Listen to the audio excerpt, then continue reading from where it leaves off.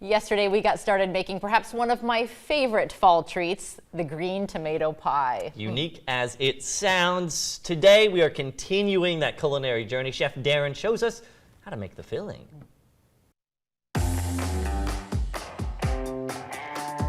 Okay, so Chef Darin, we are going to be dipping into this beautiful bowl of tomatoes. Let's go. Okay, so what we're going to do, green tomatoes, and these I like to incorporate ones that are starting to turn as well because it gives kind of a rosy color to the filling.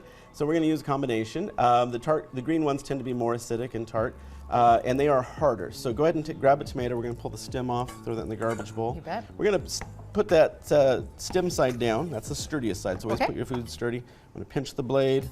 We're going to straddle the tomato and the blade, glide forward, cut that in half.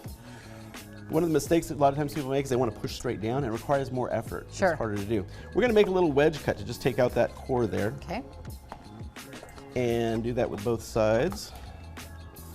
Now, you need it because they're so sturdy and have that waxy skin. They don't break down as easily and as quick as apples do. Okay. So what we're going to do is we're going to cut them into wedges, much like you would if you're going to take a large tomato and put it into a salad.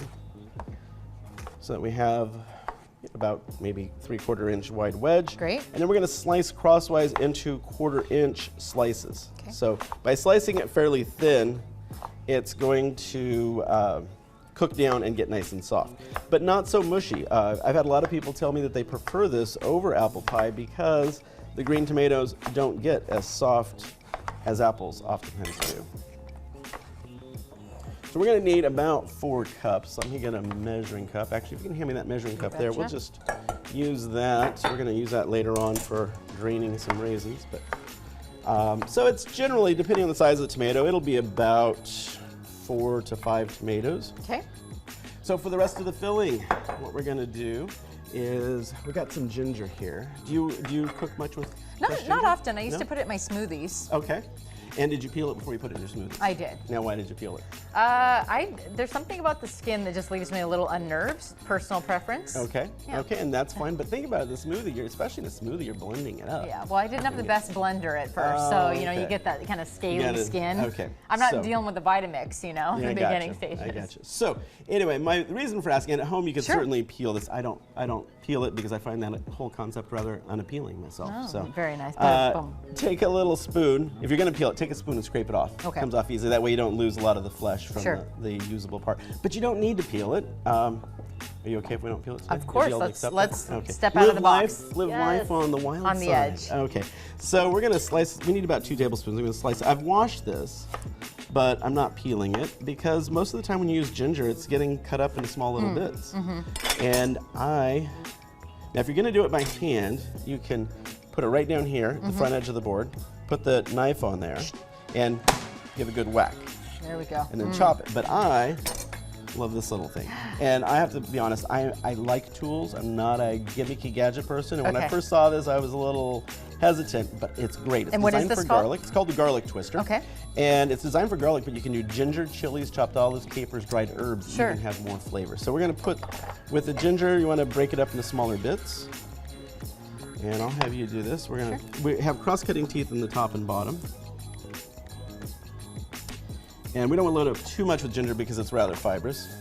And you're just going to twist back and forth. And ginger gets juicy, so keep it upright. With garlic, you can do it sideways, but that aroma. and you get a lot more juice out of it this way. Sure. That aroma is so lovely. So we need about 2 tablespoons. We're just going to eyeball that. And let's see. Looks good. And then to get that out easily, you just dial that back and forth until you get a little pie-shaped wedge. Sure, okay. And then we're going to scrape that out with a spoon. It is very and we're going to do those other pieces there as well. While you're doing that, I'm going to drain off these raisins.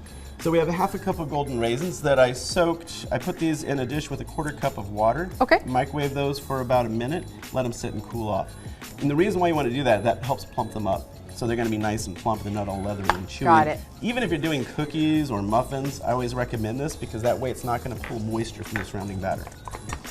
And then over there, grab that bowl of sugar. Sure. So we have 1½ cups of sugar. To that, you're going to add in a 1/4 cup of flour, right there. Oh, so put that in Dump here. that in there. And then we have in that other bowl of spices, we have cinnamon, nutmeg, and salt. Go ahead and dump that all together. Okay. And the best tool you have in the kitchen is what? The best tool in the kitchen? Your hand. Ah. Just get in there and work that all around. That's good at working the flour into the sugar there. You just kind of rub that back and forth. Sure. Don't have to be real delicate with this. That's going to help break up any lumps of flour. The granular sugar breaks up the lumps of flour as well as any chunks and lumps of nutmeg. So get that all blended together. The flour's providing thickening, the sugar, of course, sweetening, and then our spices for flavor. Great. You're going to dump that over the fruit there, the tomatoes, ginger, and raisins, and you're going to add that lemon juice there. Love lemon juice. What does the lemon juice do to this? So the lemon juice adds acidity and brightness. Okay. And go ahead and stir that all together. And then, of course, also it's going to add moisture to it. What a spectacular filler it's turning out to be. That is our filling.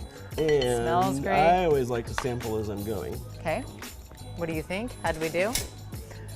I want you to try. A little bit of all of A it. little bit of everything. Okay.